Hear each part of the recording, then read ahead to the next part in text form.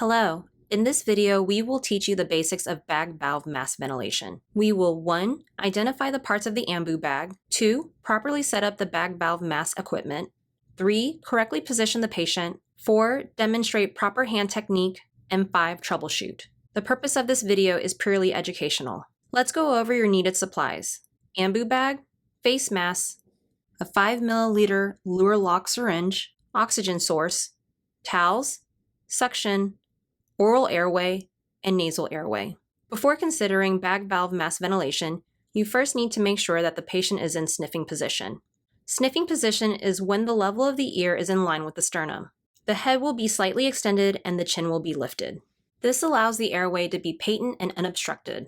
This is the optimal position for bagging and endotracheal intubation.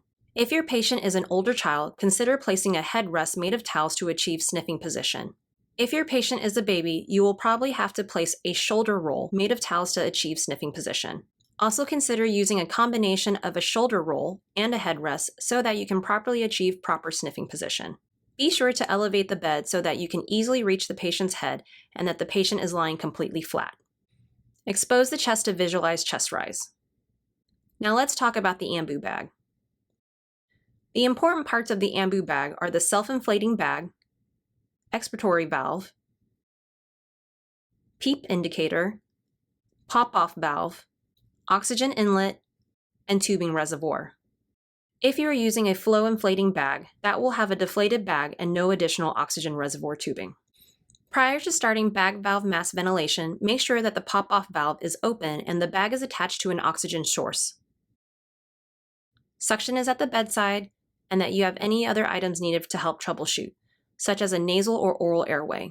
Next, you must pick an appropriately sized face mask. The face mask should easily sit on the nasal bridge and completely cover the nose and mouth. The bottom of the face mask should sit on the chin, but not beyond it to the neck. The mask should also be inflated enough to make a proper seal on all edges. If it is not inflated or is overinflated, use the Luer lock style syringe to adjust the amount of air. There is a valve directly on the balloon portion of the mask where you can screw on the syringe. Be aware of any facial hair or piercings that could hinder your face mask sizing and seal. Attach the face mask to the ambu bag. You are now ready to perform bag valve mask ventilation. If you are by yourself, you will need to utilize the CE hand technique to ensure a good mask seal.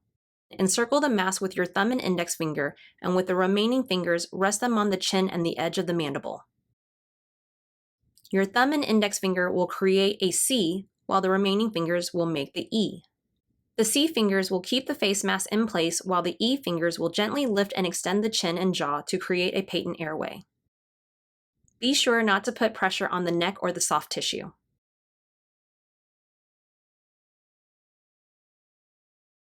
If you have 2 people available to bag, the person holding the mask in place will perform 2 CE hand clamps that are interlocking. After creating a good face seal, squeeze the ambu bag. When squeezing the ambu bag, you want to mimic a natural breath as much as possible in both characteristic and speed. You will want to gently squeeze the bag approximately 50 to 75% and allow for complete reinflation. By allowing to complete reinflation, you are allowing the lungs to completely empty to prevent stacking breaths. The rate of breathing should correlate to the patient's age. When bagging, you should see bilateral and equal chest rise and improved oxygenation on the pulse oximeter.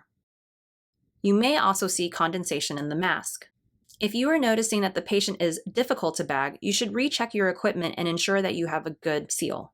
If there is no evidence of equipment or technique failure, consider suctioning any secretions and/or using a nasal trumpet or oral airway. In the heat of the moment, clinicians might find themselves hunched over and gripping the mask.